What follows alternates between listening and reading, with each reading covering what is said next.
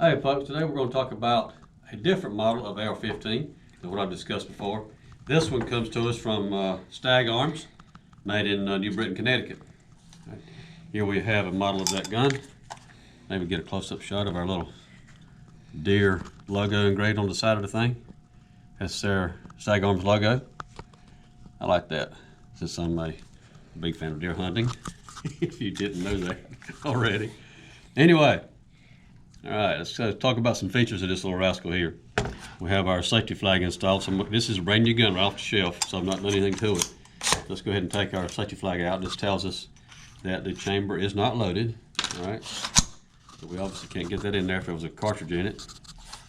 All right, start from the very top here.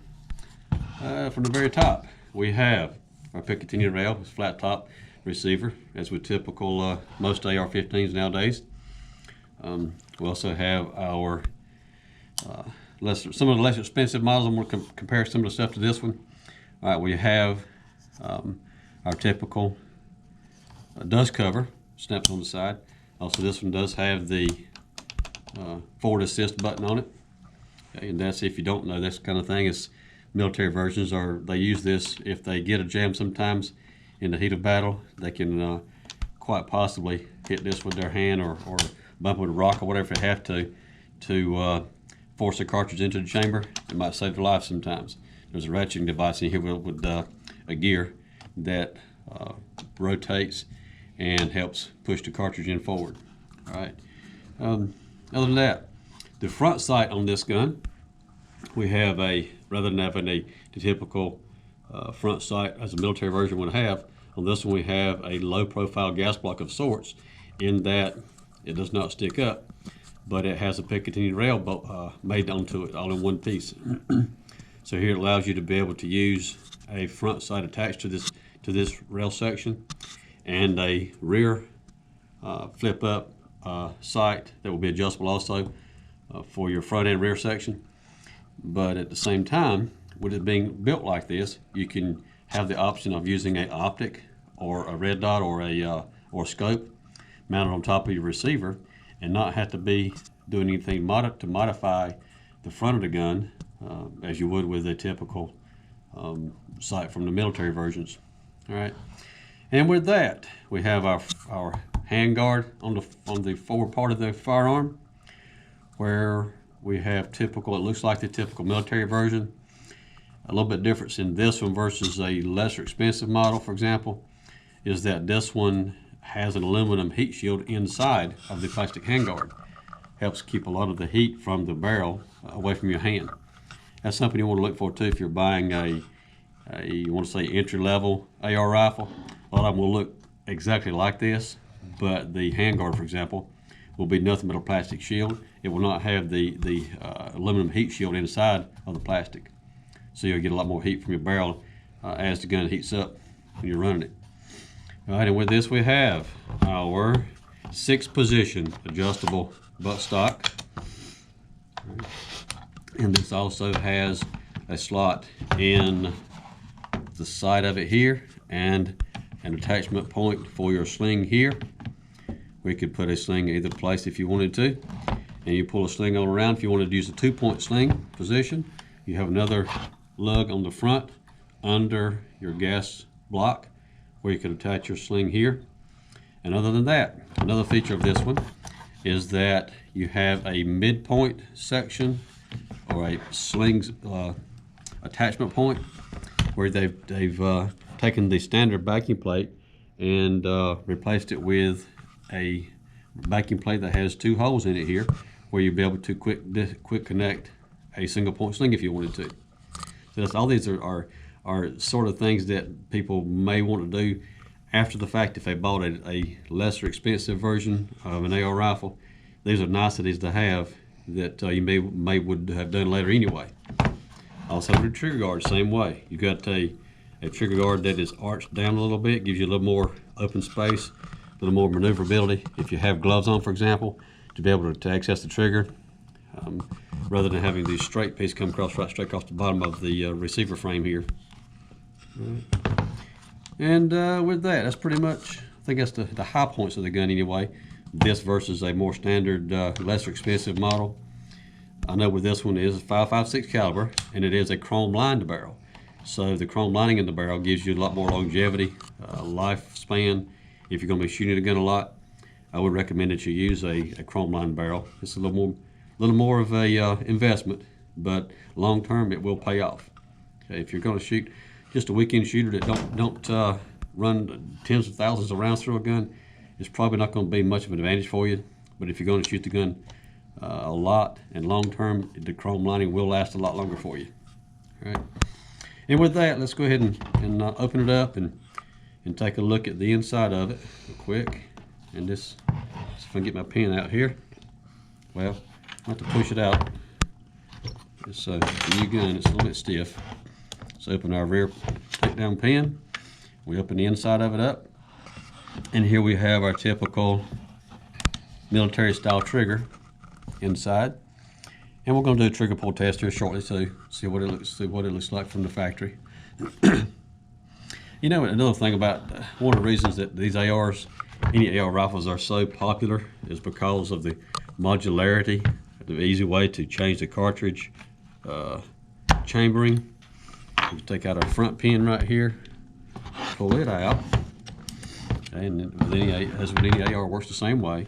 We can take our whole upper assembly and the whole barrel assembly and bolt carrier group off the gun, and you could quite possibly build another upper like this and use the same bolt carrier group if you use a particular cartridge that is designed to operate with the same bolt face as what this one is. For example, 300 blackout cartridge. You could have a whole nother upper receiver just like this with a 300 blackout chambered barrel installed in it, and by simply removing those two pins you can make the gun shoot a different cartridge. All right.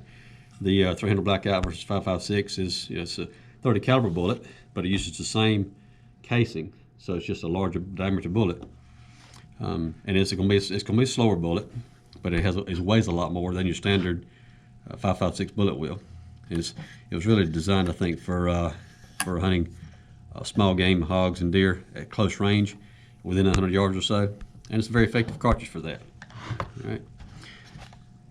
Okay, and to clean this thing, I typically would use some solvent on my star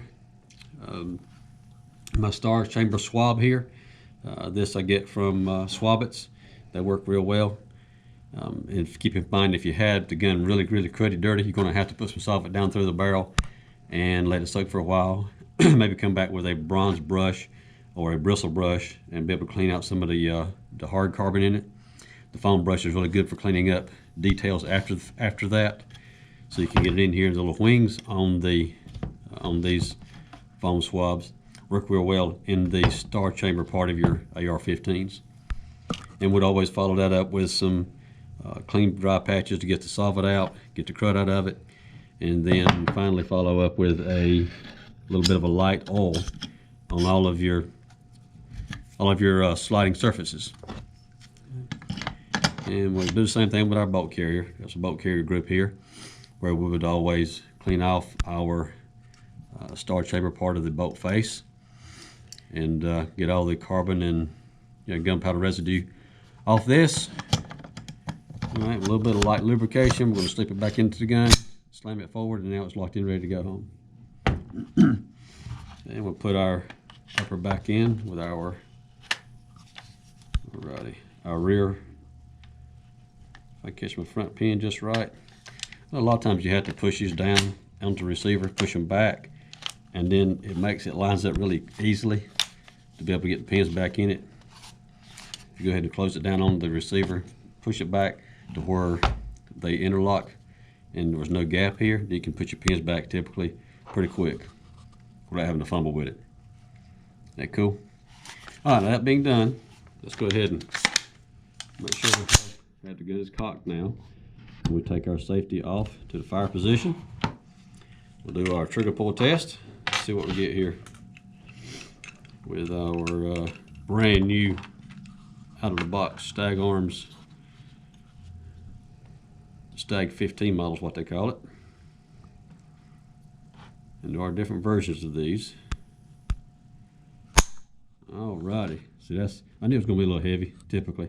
That's 6 3/4 pounds. Alright, and I'm gonna cycle it a couple times just to see if it will make a difference or not. With the gun being brand new. And there's always can be some changes made, some possibly little polishing on it, as we do sometimes in the shop, or optional aftermarket trigger system. That was a good idea. Okay, now I went from 6 3/4 to 6 1/4 just by cycling it. So you get a little bit of wear on it, and as the gun breaks in, that will improve slightly probably. You may end up with a total of 6 1/4 pound trigger pull. And we'll see what the reset feels like on it. I hold it down here. Turn where I can see the camera a little bit better this way. The gun cycles and hold the trigger back. And watch when I let go of the trigger. We'll see how long it takes. Right there, that's your click, is your reset on the trigger. That shows you how far you have to move the trigger forward to be able to shoot a follow-up round. That's a good thump.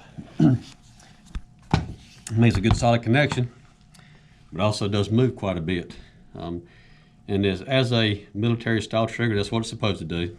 It's meant to be a little bit heavy and not as precise as a bitch rifle, for example, would be.